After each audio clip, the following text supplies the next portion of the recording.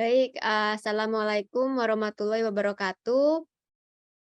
Selamat siang, selamat pagi untuk yang di Jakarta dan Bandung, selamat siang untuk teman-teman di Ambon, dan selamat datang Prof. Indrajaya. Terima kasih sudah menyempatkan nih untuk memberikan waktu diskusi.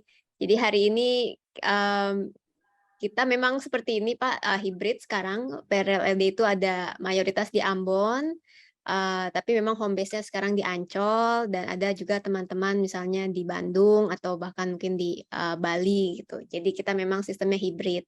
Nah, kebetulan kita tiap minggu ada yang kita namakan Deep Weekly Seminar gitu, kadang kita mengundang pembicara dari luar, kadang kita mengundang pembicara dari kita sendiri, kadang kita lakukan coaching klinik gitu, jadi kita putar-putar.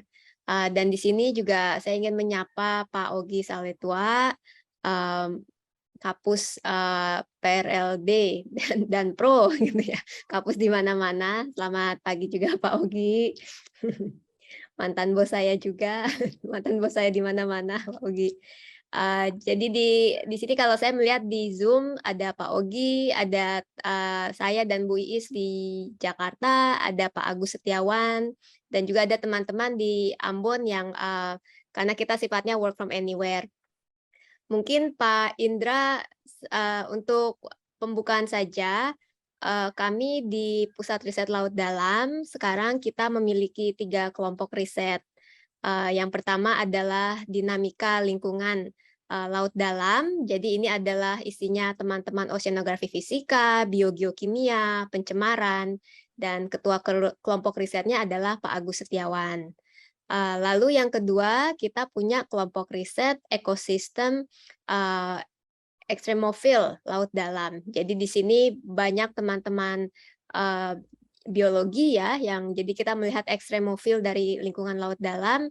Di kelompok riset itu juga ada Prof. Oki sebagai kepala OR kami saat ini di BRIN, OR Kebumian dan Maritim, dan ketua kelompok risetnya saat ini adalah Ibu Charlie Esther de Freitas, gitu.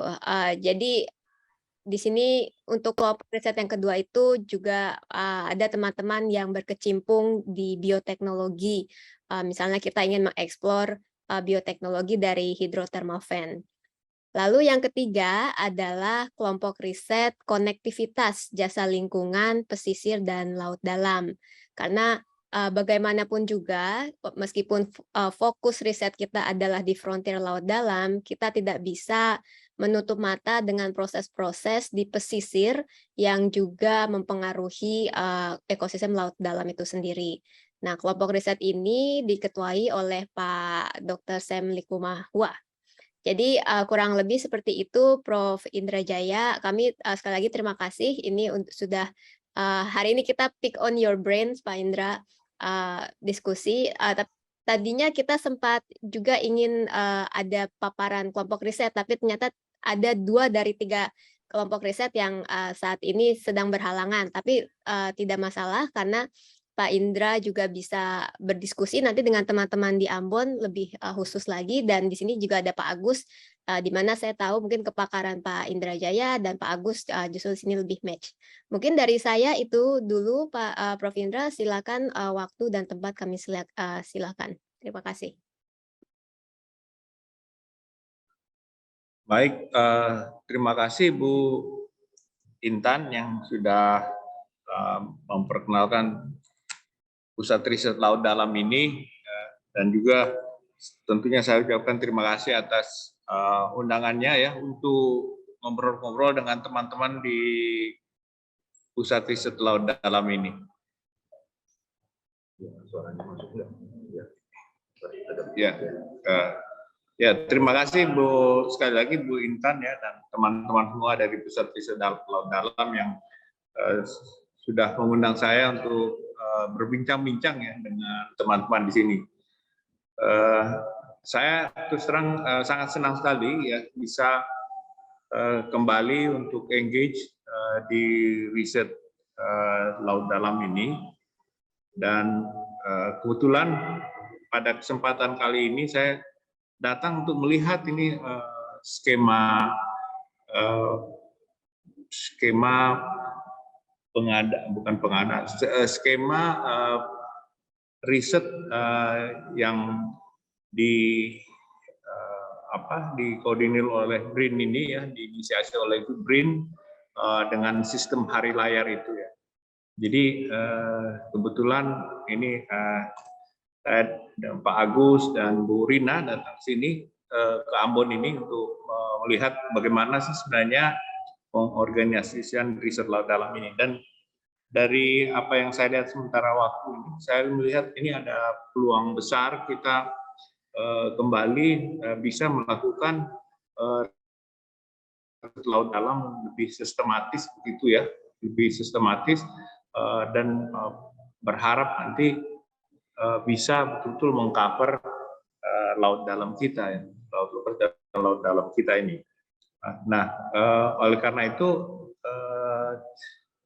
saya kira kita semua sudah tahu, sudah cukup banyak riset laut dalam yang kita lakukan, ya, mulai dari mungkin kalau kita katakanlah era Snellius itu sebagai era awal untuk riset laut dalam Indonesia itu tahun 1920-an, 1930 ya, hampir sekitar 100 tahun yang lalu. Kemudian ada Snellius 2 tahun 80-an, kemudian diikuti oleh berbagai kegiatan kolaborasi internasional, ya, termasuk instan itu ya, yang memasang sekian banyak buoy. Nah, ini bagaimana ini kita bisa mengkonsolidasikan riset-riset terdahulu dan rencana-rencana riset ke depan gitu agar betul-betul bisa bermanfaat buat dunia laut dalam kita ya, Indonesia ini. Nah, saya kira ini peluang yang bagus ya untuk kita engage ya, untuk memulai kembali untuk memikirkan riset laut dalam ini ya. Saya kira itu sekedar pengantar dari saya. Mungkin saya siapkan sedikit ini bahan presentasi untuk mungkin jadi bahan diskusi kita. Mohon izin untuk share sedikit ya.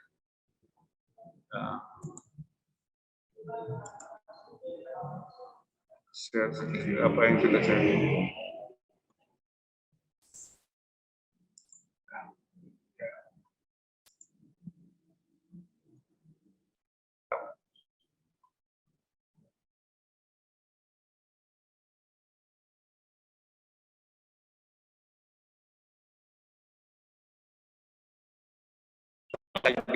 saya pengemban riset divisi di Indonesia, kira-kira umum aja ini. Saya kira kita semua tahu, ini sekedar highlight aja bahwa rata-rata kedalaman laut di dunia ini kan sekitar 3.600 meter ya. Rata-rata, jadi average itu. Saya sering kasih kuis ke mahasiswa-mahasiswa baru, kira-kira menurut kamu rata-rata laut kita itu berapa meter gitu. Rata-rata umumnya mengasih angka itu 100-an meter, 200 meter. Jadi mereka tidak menyangka bahwa rata-rata laut itu dalamnya 3.600 meter. Jadi kalau kita masukkan kelompok itu kan berarti masuk laut dalam.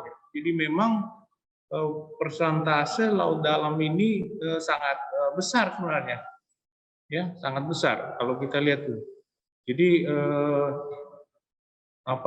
area yang sangat masih terbuka luas untuk kita lakukan kegiatan eksplorasi. Ya. Sementara di continental shelf dan dangkal itu kan hanya beberapa persen, kurang dari 10%. Jadi kalau lihat angka-angkanya ini, dimensi fisiknya saja kita lihat laut dalam ini kan sangat besar ya, sangat luas begitu. Nah, tentunya laut dalam ini memerlukan teknologi ya. Ini yang salah satu mungkin drawback-nya yang menjadi satu kendala utama, karena dibutuhkan teknologi yang cukup intensif untuk bisa mengeksplorasi laut dalam ini. Ya. Nah, di laut dalam sendiri saya kira kita sudah beberapa banyak amati banyak proses-proses yang menarik ya secara ilmiah begitu ya. Mulai dari stratifikasi, bagaimana cahaya itu menembus ke dalam air, dan juga yang mungkin sekarang menjadi isu utama itu tentang hipoksi ya, jadi kekurangan oksigen di daerah-daerah di kolom-kolom air tertentu. Nah, ini implikasinya bagaimana terhadap makhluk hidup ini ya? Implikasi terhadap makhluk hidup itu bagaimana dengan oksigen yang mengalami banyak deplesi di beberapa tempat. Dan kira-kira bagaimana ini kalau misalnya di Indonesia itu nanti kita tahu banyak terjadi mixing. Ya, risetnya Prof. Agus ini, ya, profesor baru kita ini kan banyak mengenai mixing gitu ya, dengan kontur Indonesia dan sebagainya. Itu kira-kira apakah memang kita ikut terpengaruh dengan adanya isu-isu oksigen yang mengalami deplesi ini. Jadi banyak isu-isu yang menarik menurut hemat saya di laut dalam ini yang masih belum. Nah, di Indonesia sendiri kita tahu betul ya, daerah ini kita ini kan bisa dibagi dua ya. Yang masuk di paparan Sunda itu ya, di bagian timur Indonesia itu kan dangkal semua ya, karena memang banyak bagian dari Asia itu. Kalau secara kita lihat secara historisnya, kemudian di Indonesia bagian timur mulai masuk ke laut dalam ya, dengan boundary itu di sekitar Bawean 200 meter, ya. Katakanlah kita ambil kedalaman 200 meter.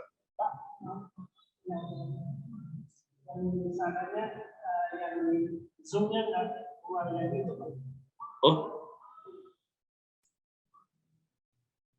belum di screen ya, Pak.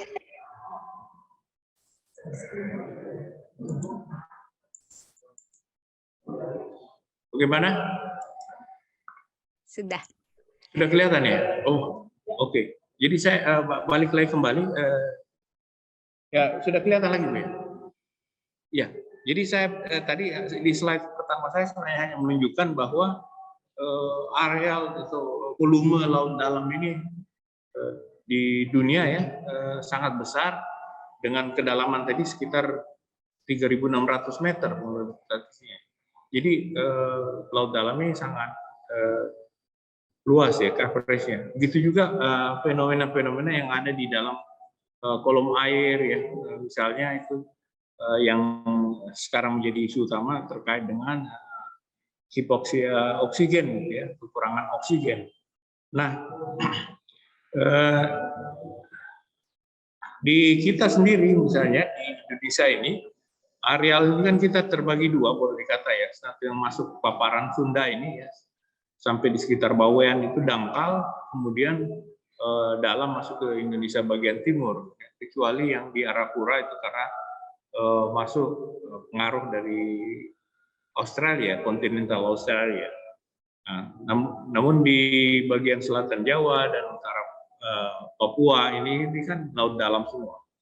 Nah, kalau tidak salah itu sekitar 40% ya, wilayah permukaan laut kita itu adalah laut dalam. Nah, tapi kalau kita lihat misalnya masukkan wilayah yang di ZEE dan sebagainya, memang laut ini laut dalam kan. Ya. Nah, dengan bentang alam kepulauan seperti ini, maka perlu memang perhatian khusus ini untuk laut dalam ini, ya. Perlu betul kata Bu Intan, memang kita nggak bisa memisahkan persisnya ya, bikin clear cut antara laut dangkal dan laut dalam. Tetapi kelihatan sekali bahwa proporsi laut dalam itu cukup signifikan di Indonesia ini yang memerlukan perhatian khusus. Nah, dengan kata lain, dengan adanya pusat riset laut dalam ini memang sudah tepat sekali, karena kita perlu mengarahkan ya perhatian kita juga ke laut dalam. Ya. Nah, di Indonesia ini saya kira dengan tadi bentang alam yang sangat luas ini, maka kita mungkin perlu ya terus melakukan riset, walaupun saya saya sampaikan tadi, sejak 100 tahun yang lalu dimulainya Snellus itu kita sudah mulai era untuk yang laut dalam itu. Tapi rasanya kita masih perlu terus melakukan riset ini ya, sebagai seorang peneliti yang memotivasi kita untuk dalam melakukan riset itu memang ada di dalam DNA kita sendiri ya. Kita memang ingin mengembangkan rasa ingin tahu itu, curiosity itu ya. Ya tentunya yang terkait dengan laut dalam ini ada apa sebenarnya di sana ya. Yang apakah ada sesuatu yang mungkin bisa kita manfaatkan dan sebagainya untuk nanti keperluan kita. Ya, khususnya untuk misalnya kebutuhan dasar yang dimiliki oleh manusia seperti pangan, non-pangan, air, energi dan lain-lain.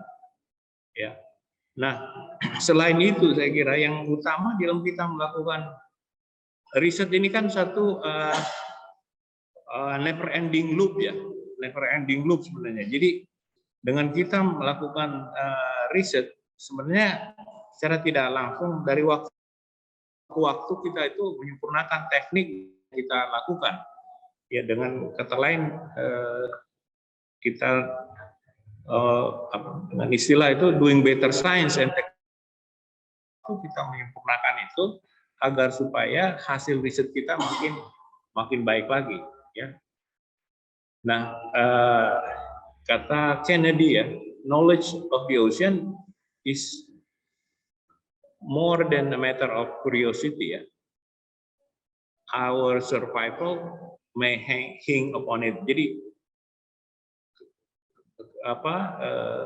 survival kita mungkin tergantung dari seberapa jauh kita bisa memanfaatkan laut ini ya.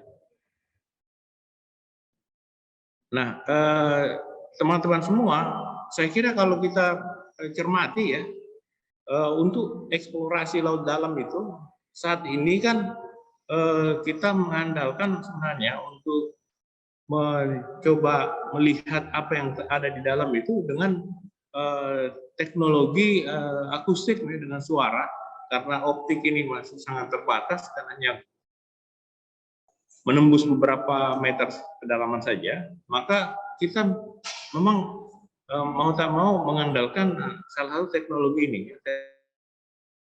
Itu sekarang ya, tentunya instrumentasi yang kita kembangkan itu berkembang menjadi satu sistem yang kita sebut dengan sistem cyber physical, di mana kita bisa mentransmisikan ya hasil pengukuran itu secara remote. Jadi dikatakan dari dasar perairan kemudian ke kolom air, kemudian kolom air ke permukaan, dan dari permukaan langsung kemudian ke stasiun-stasiun yang lain. Jadi satu sistem cyber ya, cyber physical system. Nah, kemudian ada lagi satu yang sekarang ini yang turut berkembang adalah yang mobile sifatnya ya, yang mobile dalam bentuk robot itu ya, robot-robot bawah air ya, autonomous vehicles. Nah, jadi kombinasi ini yang sebenarnya dengan perkembangan teknologi yang sekarang itu akan banyak membantu kita untuk melakukan eksplorasi laut dalam. Jadi tidak lagi hanya kita mengandalkan kapal yang ada di permukaan yang tentu sangat terbatas ya gerakannya atau coverage-nya, maka dengan bantuan nanti robot-robot yang banyak ini yang semakin kecil namun agile ya, dia bisa bergerak jauh itu dan dalam itu bisa sangat membantu sekali dalam kita melakukan eksplorasi. Nah, itu.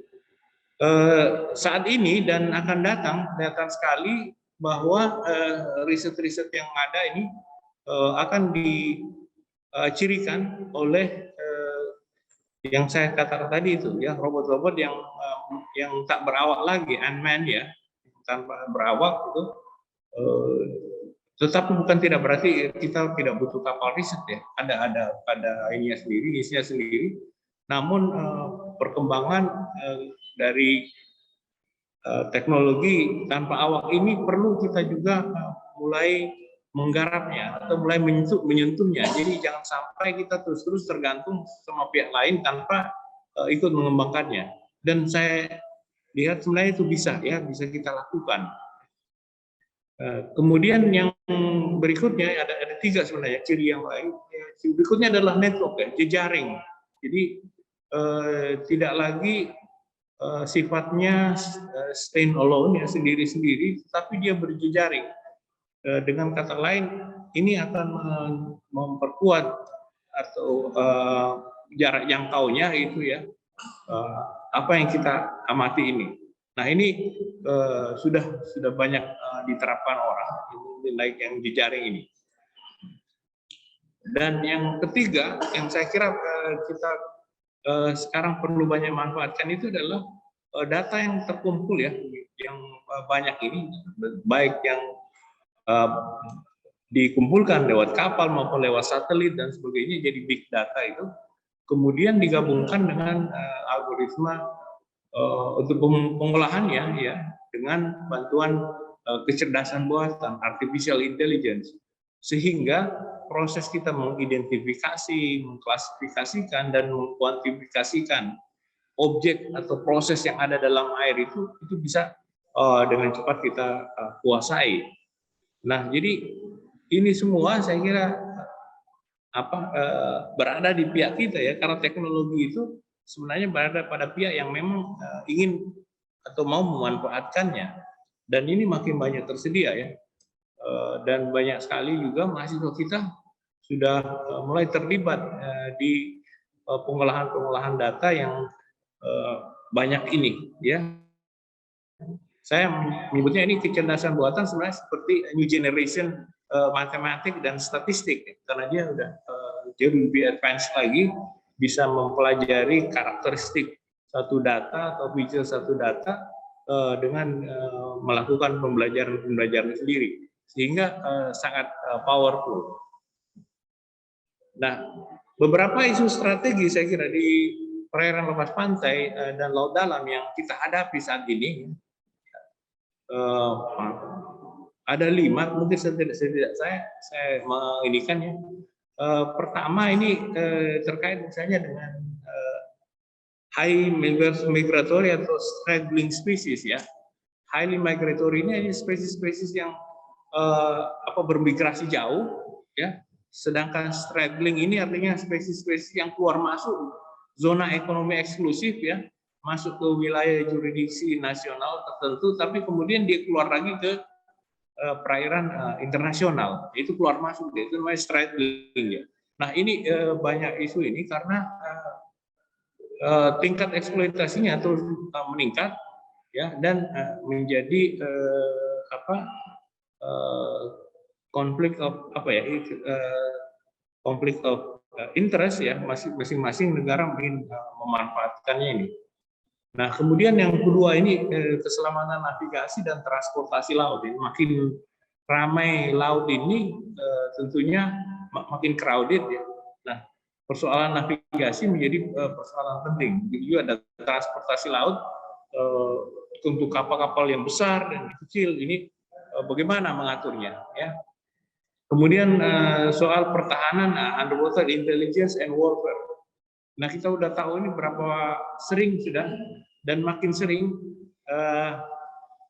glider atau AUV autonomous underwater vehicles dari negara-negara asing masuk ke perairan kita dan terdampar. Ini artinya isu-isu pertahanan bawah air tempat kapal-kapal selam strategis bisa berlindung misalnya itu semakin terbuka dengan adanya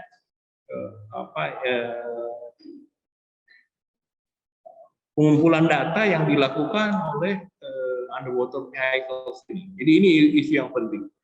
Kemudian isu terkait dengan perubahan iklim, sirkulasi, transportasi massa air dan sebagainya, dan isu tentang perikanan tangkap yang ilegal ini IUU fishing yang terjadi di laut lepas dan di laut dalam. Nah ini isu-isu yang ada ini yang adalah isu-isu yang real dan terus kita hadapi Oleh karena itu, riset-riset yang kita lakukan ya mestinya juga diarahkan untuk mencoba menjawab isu-isu strategis yang berkembang ini. Ya. Jadi saya kira ini sangat relevan dengan isu yang kita ini kan. Ya. Nah, oleh karena itu saya mengusulkan ya agenda riset untuk saya bedakan ada dua, satu mengenai laut dan ekosistemnya sendiri. Mungkin kita mulai pelan-pelan mengembangkan jejaring instrumen untuk eksplorasi laut dalam. Ya, katakanlah mungkin dekat-dekat laut dangkal dulu, tetapi kita mestinya sudah mulai harus membuat satu stasiun-stasiun yang permanen ya, yang kita bisa visit dari waktu ke waktu dan bisa menjadi tempat kita melakukan kalibrasi dan sebagainya ya, itu sudah mulai harus ada. Pelan-pelan kita mengembangkan jejaring untuk eksplorasi laut ini. Ya. Kemudian yang kedua, mau tak mau menurut hemat saya kita juga harus mengembangkan robot-robot bawah air ini. Ya. Baik, saya lanjutkan. Mohon maaf tadi ada gangguan listrik sedikit. Jadi untuk ekosistem laut dalam ini, saya kira kita mungkin saatnya sudah mulai kembali untuk mengembangkan jejaring instrumen ini ya. Walaupun mungkin kita tidak langsung ke laut dalamnya, tapi minimal di dekat-dekat perbatasan begitu ya, adjacent gitu. Mungkin saya kira Bu Intan atau teman-teman pernah lihat punya Monterey Bay itu ya, itu mungkin bagus juga di emulasi seperti itu ya. Mereka melakukan riset-riset dalam dengan membuat stasiun-stasiun observasi gitu ya, dengan dalam bentuk jejaring di satu kawasan tertentu yang menjadi katakanlah training atau research ground di situ.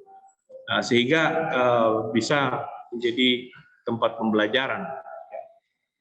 Nah, itu saya kira penting kita mulai ya, dari sini. Kemudian yang kedua terkait dengan pengembangan robot bawah air ini, wahana-wahana bawah air. Ya mungkin kita mulai dari permukaan, ya autonomous surface gitu, kemudian masuk ke bawah kolom air dan akhirnya sampai di dasar. Nah, kalau kita tidak mulai, saya kira sekarang ini kita akan terus tergantung ya.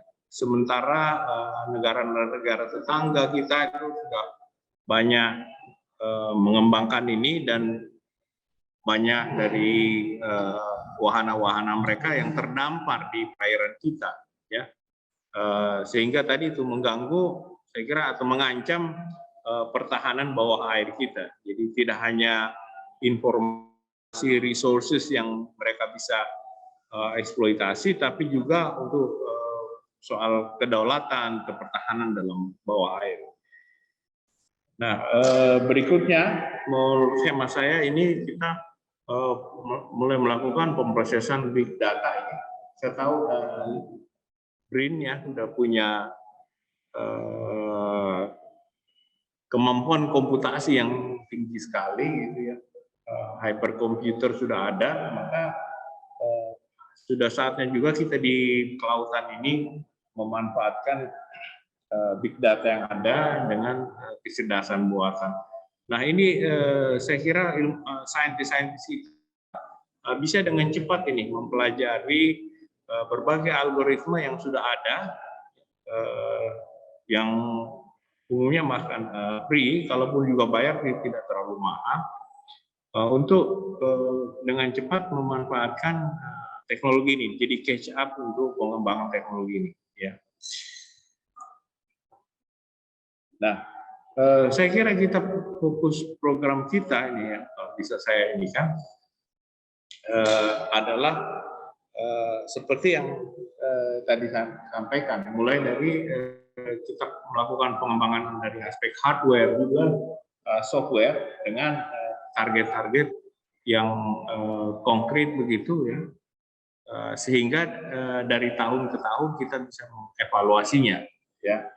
Dan, jadi perlu mengembangkan infrastruktur ya, physical lab, kemudian mengembangkan SDN, jadi critical mass juga bentuk kita kembangkan, ya mengajak teman-teman yang ada di berbagai universitas itu ya untuk melakukan ini dan memanfaatkan Internet of Things ya, teknologi Internet of Things yang sudah mulai banyak juga dikenal di teman-teman yang ada ya. Nah, kemudian yang kedua adalah selain yang aspek tadi ekosistem lautnya, ini kita juga masuk ke perikanannya, perikanan laut dalam.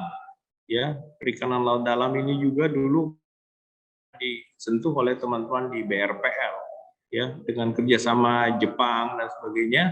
Nah, itu banyak resources yang mungkin tidak untuk konsumsi langsung ya, biota-biota yang ada, tapi juga untuk farmasi dan sebagainya ya, untuk pengembangan bioteknologi. Nah ini di riset perikanan. Nah mungkin yang kita lakukan ya, seperti juga riset-riset laut dalam selama ini yang sudah ada, kita perlu mungkin melakukan satu study ya, mengumpulkan mungkin melalui seminar atau workshop apa saja yang sudah terkumpul ya, informasi terkumpul terkait dengan perikanan laut dalam ini ya. Kemudian mungkin melakukan exploratory fishing itu di daerah-daerah tertentu yang memang belum pernah dilakukan penangkapan yang untuk laut dalam ya. Kemudian stock assessment untuk laut dalam ini sampai sekarang yang belum ya, kita lebih banyak melakukan hal yang di atas, yang pelagik ya, di dekat-dekat permukaan, sementara yang laut dalam itu belum ya. Nah ini perlu juga kita mulai memikirkan ini ya, pengembangan stock assessment untuk laut dalam ya, bagaimana deep sea fishing ini effort ya yang ada. Selanjutnya menentukan statusnya ini, jadi tingkat kesehatan dari laut dalam kita ini mungkin sudah mulai juga kita perlu sentuh ya. Jadi indeks kesehatan yang ada, katakanlah selama ini sudah mulai kita lakukan di daerah pesisir ya, lamun, mangrove, coral reef, terumbu karang, tapi mungkin juga harus mulai juga dipikirkan bagaimana tingkat kesehatan status di laut dalam ini ya. Dan yang terakhir tentunya juga mulai menyiapkan ya pendekatan ekosistem di dalam rangka kita memanfaatkan resources yang ada di laut dalam. Nah, saya pikir apa yang kita lakukan itu nantinya tentunya inline dengan program-program yang ada selama ini ya, sampai 2030 misalnya lewat Sustainable Development Goal dan juga dengan Ocean Decade. Jadi bisa di-align sehingga kita juga bisa mendapatkan dukungan di dalam rangka pengembangan riset laut dalam kita. Ya, saya kira itu yang bisa saya sampaikan, Bu Intan ya, untuk diskusi kita kali ini ya. Mudah-mudahan ya kita tidak berhenti sampai sini, mungkin ada ya seminar, saya harap ada kayak seminar tahunan lah untuk laut dalam itu ya, di mana semua peneliti-peneliti bisa menyampaikan hasilnya ya, yang terkait dengan khusus yang kita dedikasikan untuk laut dalam, sehingga dari tahun ke tahun kita bisa memantau perkembangan riset kita. Saya kira itu, terima kasih. Assalamualaikum warahmatullahi wabarakatuh. Waalaikumsalam warahmatullahi wabarakatuh. Terima kasih Prof. Indra atas paparannya dan insight-insight-nya ya. Ini izin saya mungkin ini seperti gayung bersambut sebenarnya. Jadi alhamdulillah ya, upaya konsolidasi pertama dari Hari Layar, upaya konsolidasi armada yang dulu sudah kita inisiasi di LIPI dan sekarang di BRIN mulai menunjukkan manfaatnya gitu ya. Karena memang Hari Layar itu ya semangatnya agar akses untuk armada laut itu tidak hanya misalnya untuk, kalau dulu kan LIPI atau BPPT gitu, tapi terutama juga untuk teman-teman di perguruan tinggi, karena kita tahu di perguruan tinggi itu banyak expertnya, tapi kalau dulu kan kapal riset di institusi tertentu ya, walaupun kita selalu berkolaborasi. Dan terima kasih Pak Prof. Indra atas remindernya terkait infrastruktur. Memang terutama ya kita di laut dalam ini sangat infrastruktur intensif gitu. Beda dengan teman-teman yang berkecimpung di pesisir. Dan informasinya memang kita sedang mengupayakan pengadaan kapal riset baru karena kapal riset mumpuninya kan baru Najaya 8 dan itu udah dari tahun 98 ya. It's time to renew gitu, tidak bisa hanya diperbaiki tiap tahun istilahnya. Dan informasinya juga sedang ada inisiasi untuk pengadaan ROV.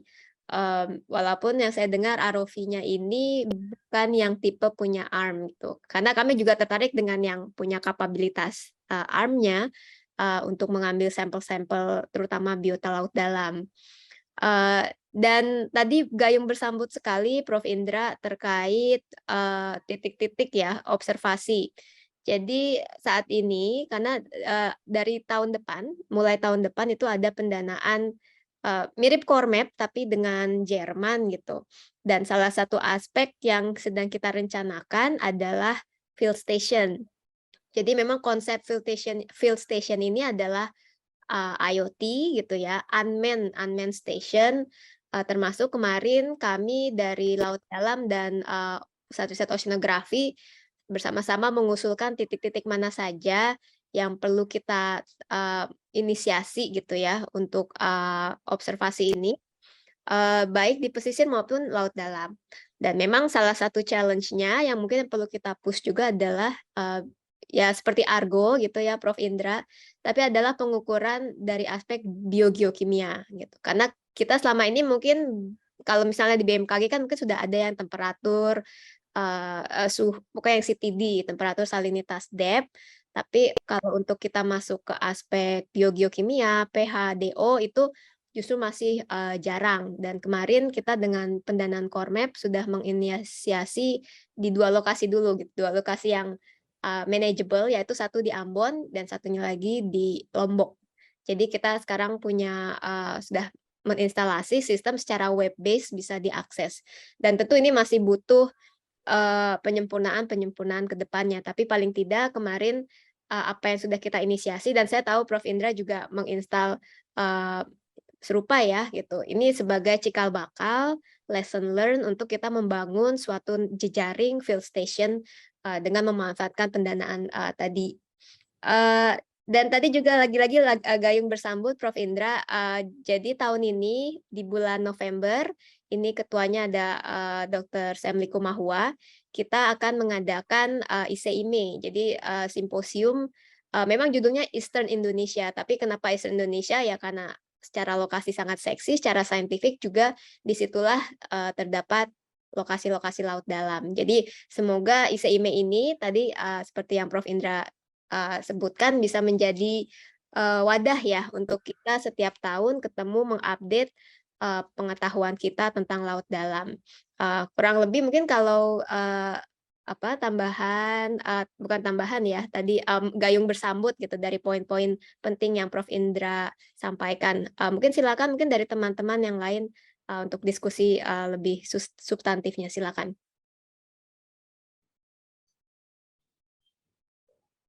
Ya, sudah ada yang raise hand, Pak Ogi, silakan Pak Ogi. Ya, semoga suara saya terdengar bagus ya. Terima kasih Bu Intan, terima kasih Pak Indra yang sudah memberi insight bagi kami untuk terutama di BRIN dan khususnya di Pusat Riset Laut Dalam tentang riset-riset kita ke depan. Jadi tadi Pak Indra sempat highlight tentang kira-kira kapan mulai riset laut dalam di Indonesia. Jadi Pak Indra dan teman-teman, riset laut dalam di Indonesia itu sebenarnya mulainya tuh saat ekspedisi Challenger di tahun 1874, di mana saat itu ekspedisi itu sudah mengukur suhu di kedalaman 5.000 meter di Laut Banda. Itu jadi 1872-74. itu ekspedisi Challenger. Jadi dia sudah mengukur. Jadi kalau nanti tahun emas Indonesia itu kira-kira sudah mendekati 200 tahun dari ekspedisi tersebut. Jadi memang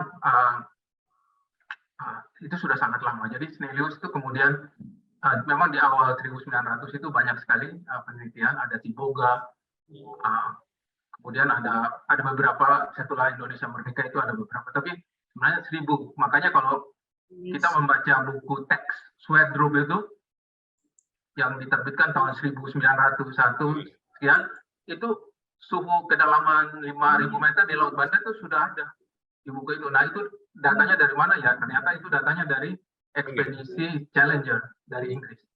Dan sampai hari ini ekspedisi itu merupakan ekspedisi kebanggaan dari Inggris. Jadi selalu itu diceritakan. Selalu diceritakan 1870-an.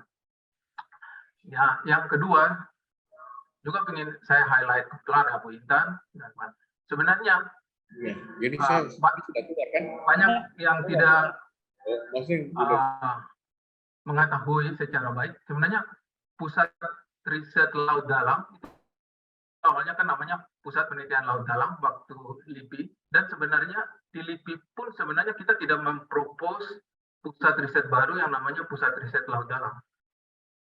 Jadi yang istilahnya memberi mandat supaya Pusat Riset Laut Dalam adalah Kementerian PAN dan RB atas diskusi-diskusi kita. Jadi sebenarnya ini mandat negara. Jadi Pusat Riset Laut Dalam ini sebenarnya mandat negara. Tidak ada usulan dari insan peneliti, baik dari riset peneliti di lembaga riset maupun di perguruan tinggi. Walaupun kita mungkin ya seperti tadi Pak Indra sampaikan, kita melakukan riset-riset yang cukup baik begitu selama ini. Ada instan, ada Snellius 2 tahun 1984-85, dan hasil-hasilnya cukup baik. Tapi lagi-lagi ini sebenarnya mandat negara. Nah, mandat ini yang memang harus kita highlight terus dan harus kita kawal. Ya, karena saya terlibat di pembentukan awal, makanya saya tahu. Itu cerita sedikit sejarah. Kemudian ke depan, ini karena sekarang tadi Bu Intan sudah meng-highlight tentang hari layar.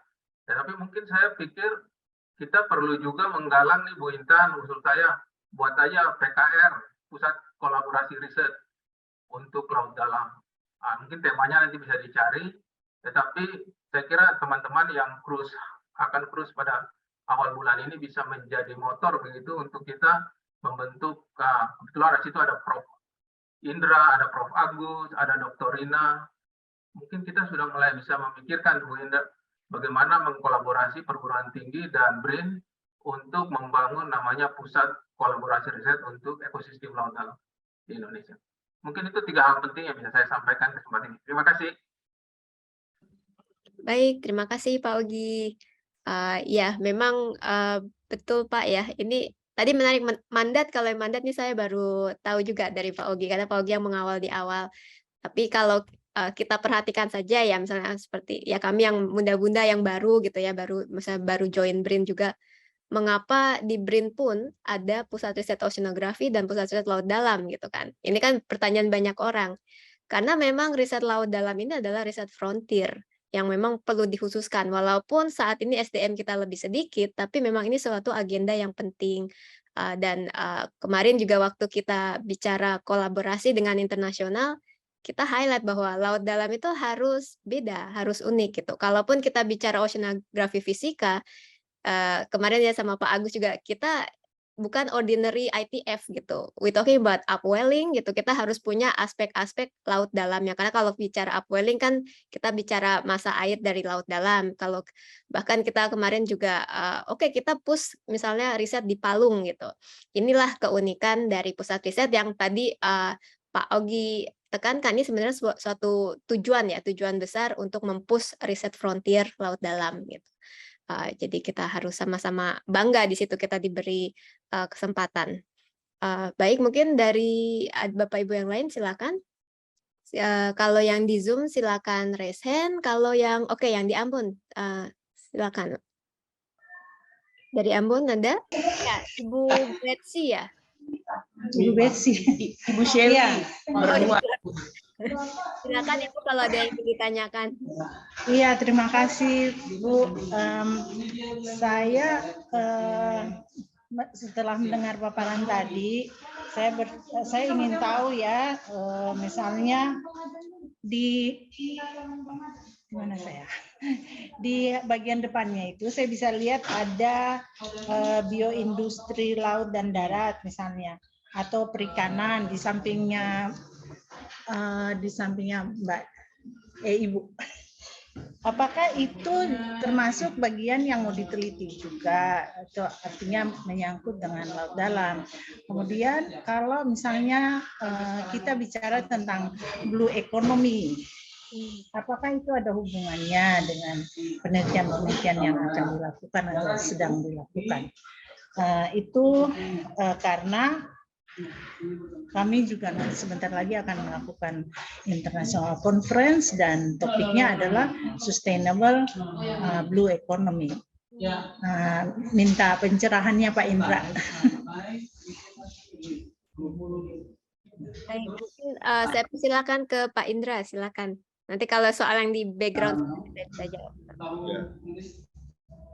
Ada beberapa pengertian yang saya lihat dengan blue economy ini ya.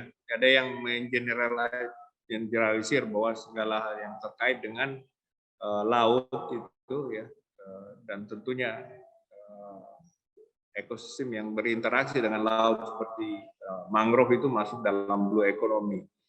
Ada juga yang menyatakan bahwa itu tergantung dari prosesnya ya, seperti green economy itu. Jadi seberapa efisien kita di dalam memanfaatkan resources yang ada sehingga waste itu ya, buangan itu hampir tidak ada, dan juga seberapa jauh keterlibatan masyarakat. Jadi ada satu tahapan yang lebih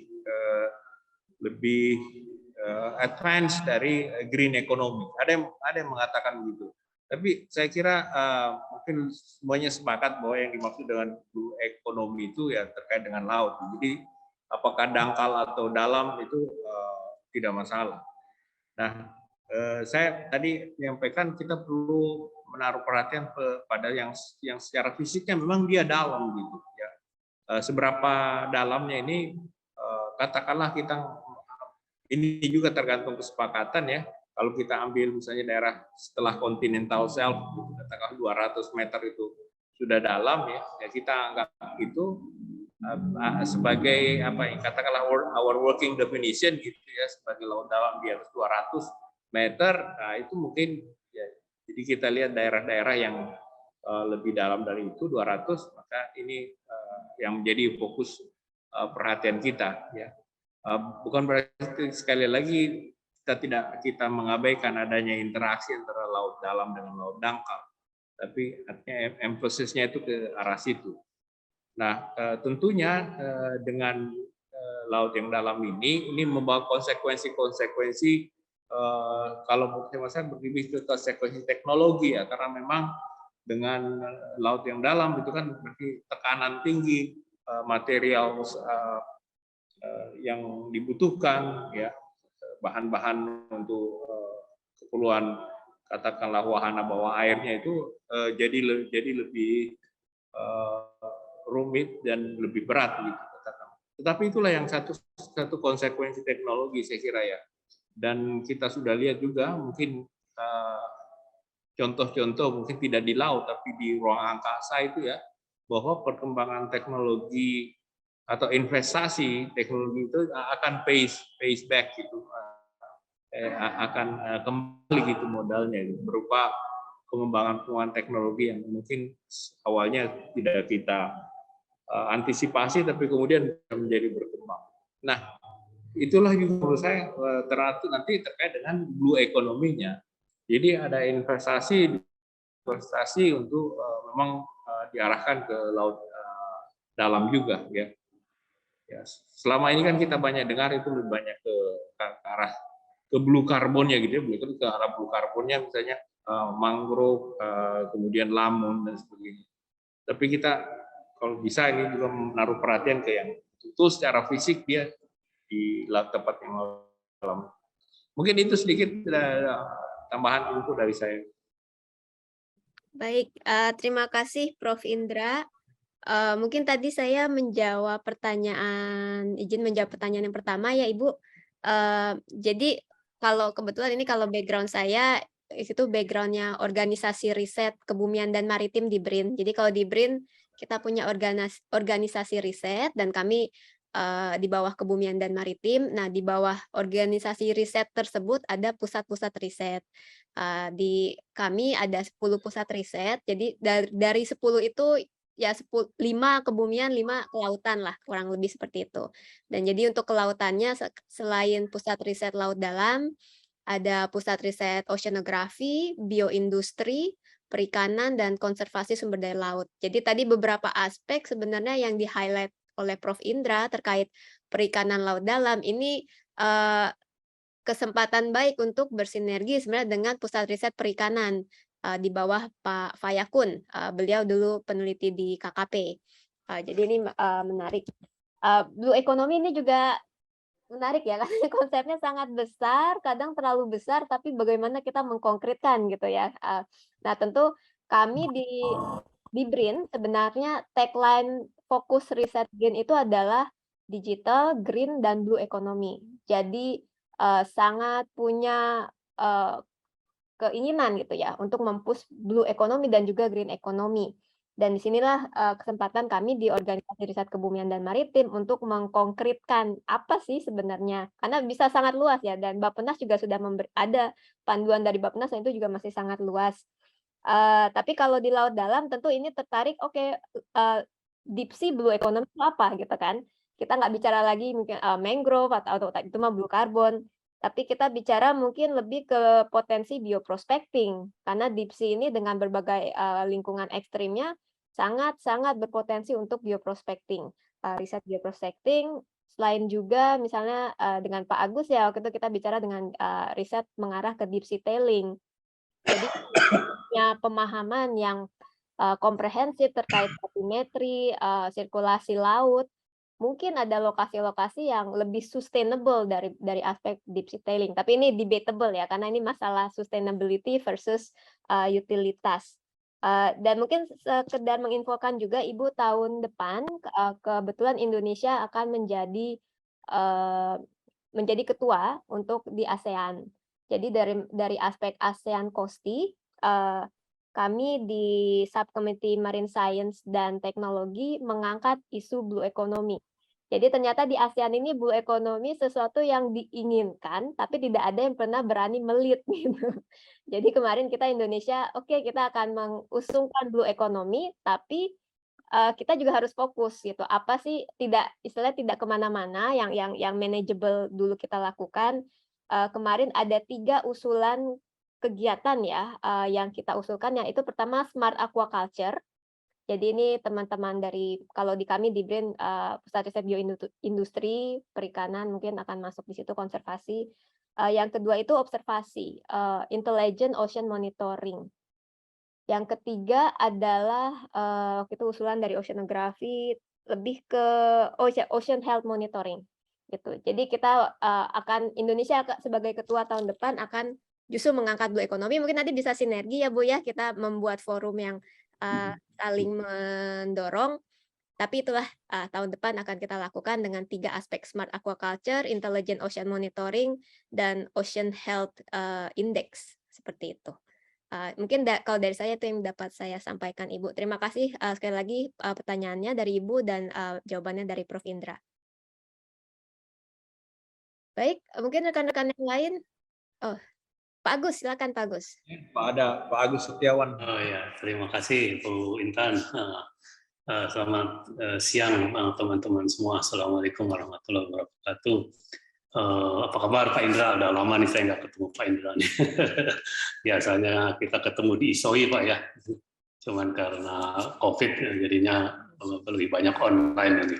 Oke, jadi saya baru pindah Pak. Jadi baru dari KKP saya pindah dan saya memilih memang di Pusat Riset Laut Dalam.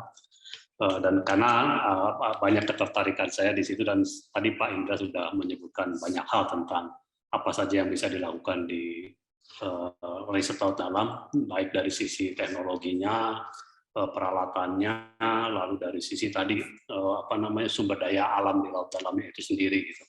Dan di sini karena saya tadinya juga dari KKP, saya melihat ada beberapa hal yang menjadi kebijakan KKP yang memang dari sisi kebijakan itu kita dari Pusat Riset Laut Dalam itu bisa mensupport ya.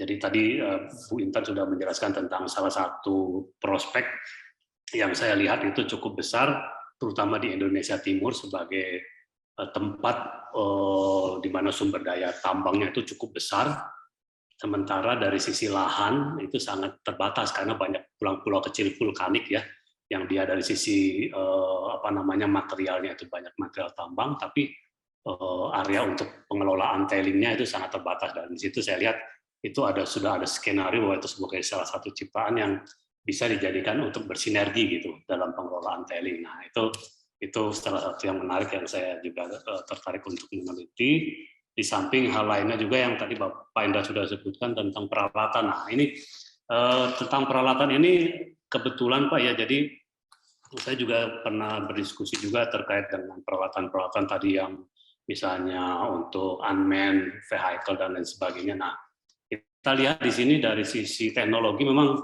ini cukup menantang Pak ya, karena tadi kita berhubungan dengan tekanan yang tinggi, kondisi yang ekstrim dan lain sebagainya, mungkin lebih sulit daripada di luar angkasa mungkin ya. Nah, tetapi dari sisi teknologinya sendiri itu ketergantungan kita akan produk-produk luar negeri dari negara maju itu sangat tinggi gitu Pak. Dan itu yang saya lihat menjadi salah satu kendala. Pak Indra kan saya tahu dulu dari dulu aktif di pembuatan alat-alat ukur ya Pak ya, termasuk yang saya masih ingat dulu kita pernah waktu saya masih di bawah Pak Aryo bikin bui Pak ya. Nah, kira-kira dari sisi itu bagaimana ini Pak untuk bisa memberikan alternatif atau solusi terkait dengan alat-alat yang kita butuhkan untuk riset laut dalam ini Pak. Itu aja mungkin pertanyaan dari saya Pak. Terima kasih.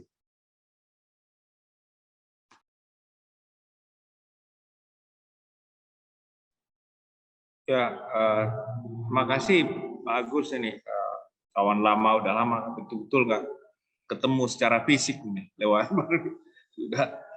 sudah hampir berapa tahun ya, 3 tahun Pak ya, lebih ya, jadi nggak ada lihat secara fisik Pak Agus. Jadi kalau menurut saya begini nih Pak Agus, teman-teman banyak saya lihat juga di ITB ya, di UI, ITS usulnya juga di Surabaya, Politeknik ya, Surabaya itu mereka maju sekali dibilang robotik sekarang ini ya. Terus kemudian drone yang ada di udara gitu ya. Nah, saya melihat tuh kemampuan teman-teman di universitas, khususnya di robotik itu sangat pesat juga ini. Mereka tidak terlalu jauh lah ketinggalan gitu ya. Nah, kalau ada kebijakan nasional yang mengarahkan mereka juga untuk mulai masuk ke dalam air ini, ke dalam laut ya. Tentunya kita awal-awalnya menghadapi kata-kata kendala menghasilkan material ya yang sesuai. Tapi tidak apa-apa kita melakukan itu proses katakanlah melakukan reverse engineering awal-awalnya itu. Nah, pelan-pelan misalnya lokal kontennya itu kita tingkatkan, maka perlahan juga kita akan mulai menguasai teknologi tersebut. Karena saya lihat ini mahasiswa misalnya IPB yang saya ikutkan juga di lomba-lomba internasional gitu ya, walaupun masih kayak seperti game itu bawah air, tapi penguasaan ini sebenarnya tidak jauh tertinggal dengan mahasiswa yang ada di luar. Artinya SDM kita juga saya lihat sangat potensial untuk mengejar ketertinggalan itu. Apalagi sekarang ini kan begitu fluidnya ya transfer teknologi itu ya. Jadi orang bisa belajar dengan cepat gitu, dari informasi yang ada yang berseliweran di internet. Kalaupun tidak, kita bisa langsung menanyakan gitu kepada para pakarnya, ya, banyak yang dengan senang hati itu mau berbagi itu pengetahuan, ya bisa kita lakukan lewat Zoom ya, training yang ada sekarang itu juga sudah mulai banyak dan bisa itu dimanfaatkan. Jadi saya optimis kita bisa mengejar ketertinggalan itu dengan relatif waktu yang lebih cepat ya dibanding sebelumnya. Sebelumnya tuh kayaknya nggak kebayang, oh ini terlalu jauh nih teknologinya. Tapi sekarang rasanya we are not very far behind kayaknya Pak Agus. Itu optimisme saya itu bahwa itu kayaknya bisa suatu ketika Indonesia juga punya glider misalnya buatan sendiri gitu. Walaupun mungkin awalnya cuma 100 meter gitu ya, kedalamannya belum sampai 1000-an gitu ya, kayak punya Rutgers atau MIT itu. Tapi ya pelan-pelan kita nanti terus tingkatkan. Itu Pak, terima kasih. Baik, terima kasih Pak Agus dan Prof. Indra. Mungkin Prof. Indra salah satu ruang kolaborasi ya, kan tidak harus limited to OR Kebumian dan Maritim, walaupun kita sama-sama orang kelautan. Karena di BRIN juga ada misalnya OR Elektronika dan Informatika, setahu saya di bawah itu ada Pusat Riset Artificial Intelligence contohnya. Terus ada juga OR Energi dan Manufaktur, yang sebelumnya itu lebih banyak dari BPPT, jadi dulu yang terlibat di Inatus, jadi lebih aspek kalau dalam segi kebencanaan mereka lebih teknologinya lah gitu. Jadi mungkin ini ya ini ya Pak ya, kita kan open gitu ya, dari hard science, ocean science-nya memang ada di OR Kebumian dan Maritim, tapi kami pun selalu berkoordinasi dengan mereka kalau sudah memang ranahnya kepakarannya banyak di situ. Mungkin seperti itu juga Pak Indra. Baik, yang resen lagi. Oh, Henryzan, silakan. Ya, terima kasih Bu Intan. Assalamualaikum warahmatullahi wabarakatuh. Perkenalkan saya Henryzan dari Prima. Izin memberikan komentar mungkin terkait tadi dari paparan dari Prof. Indra sendiri, saya membaca mengenai ternyata juga ada pentingnya penelitian mengenai sirkulasi massa air laut ya, dan juga tadi komentar dari Pak Augie juga yang menyatakan bahwa penting juga adanya kita itu perlu pusat kolaborasi riset, Bu. Jadi saya mengamati beberapa cruise sendiri gitu ya. Bagi saya sendiri ternyata kalau misalkan saya sendiri di paleosonografi gitu ya, ada baiknya kalaupun kolaborasi riset itu gitu ya, kalaupun kalau ada misalkan kolaborasi riset, setidaknya itu informasi misalkan cruise mengenai misalkan untuk pengambilan sedimen laut, ternyata kan kita bisa gunakan sedimen laut sebagai studi dalam kajian sirkulasi air laut. Dan kalaupun ada kolaborasi ini, informasi mengenai kolaborasi riset tersebut, seenggaknya itu sangat membantu, Bu. Jadi sangat baik kalau misalkan dari marine sedimen juga dia juga dilibatkan, misalkan tetap mengambil sampel. Jadi tidak hanya mengambil sampel, misalkan satu cruise hanya mengambil sampel untuk mengenai oceanografi fisik.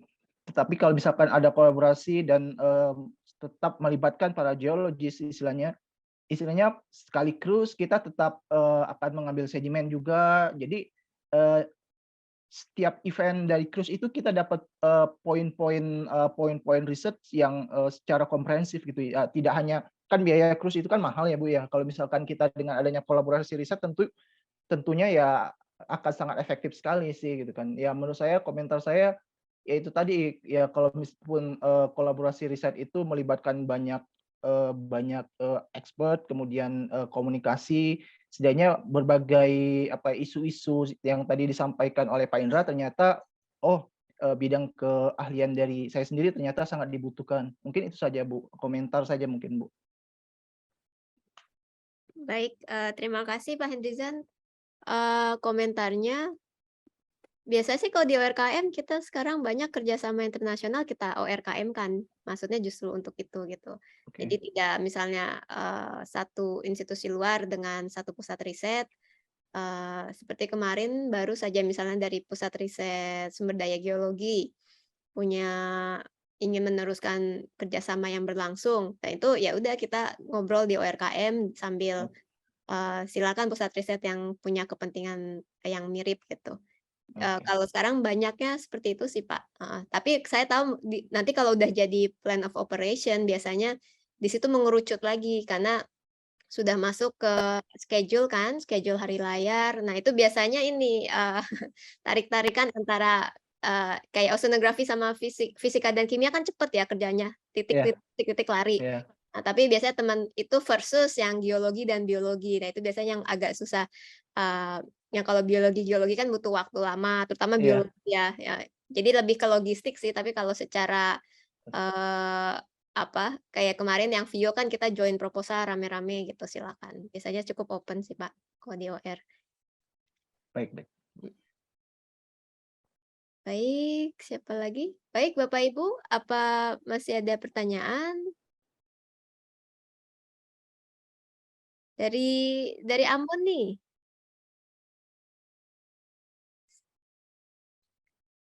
Teman Teman-teman di kampus Ambon silakan. Oh, hai Bu Mutiara.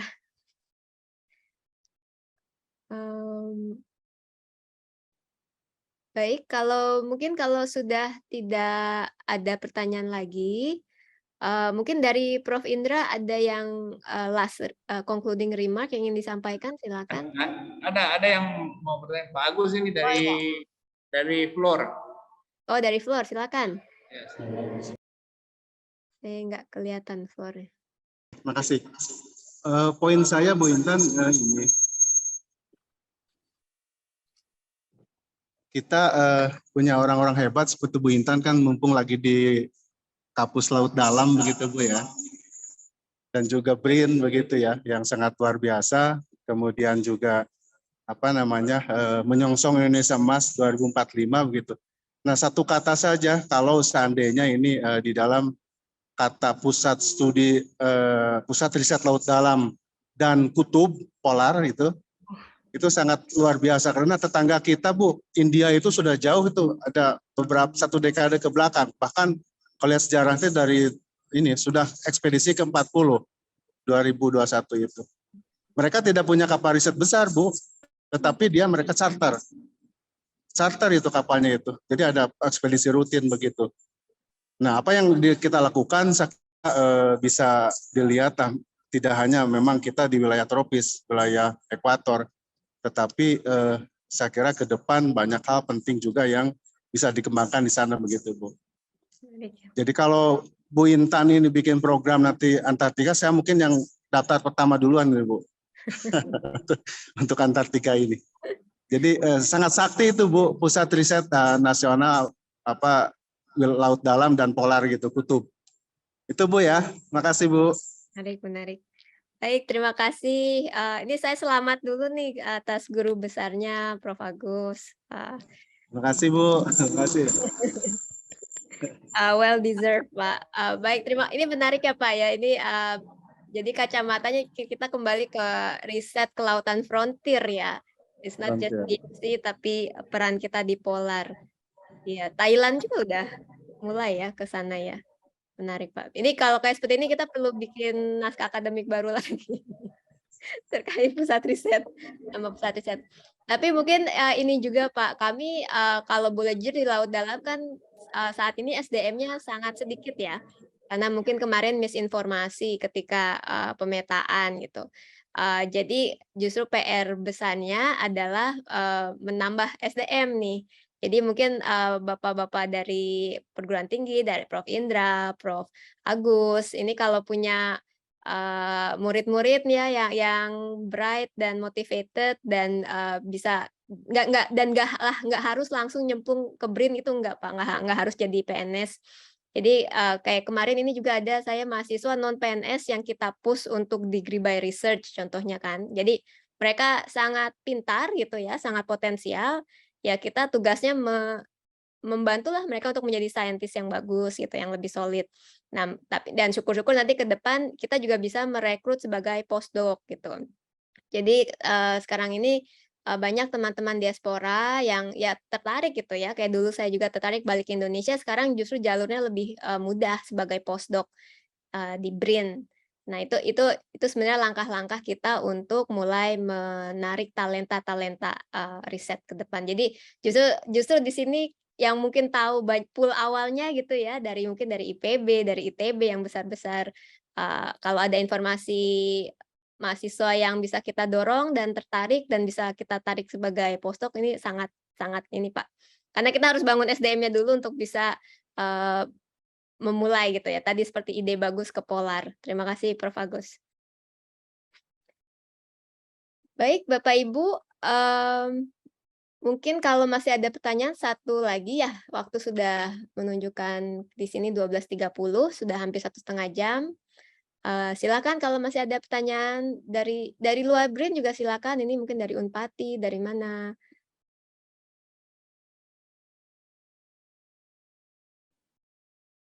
Baik, kalau sudah tidak ada pertanyaan,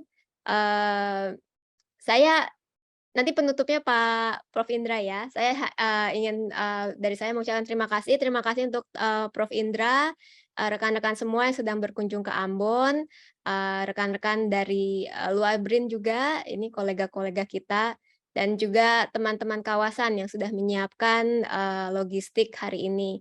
Terima kasih saya ucapkan, dan kalau ada kekurangan mohon maaf. Sebelum kita menutup, saya ingin mengundang Prof. Indra sebagai concluding remark, Prof. Indra, sebelum kita kembali ke aktivitas masing-masing. Silakan, Prof.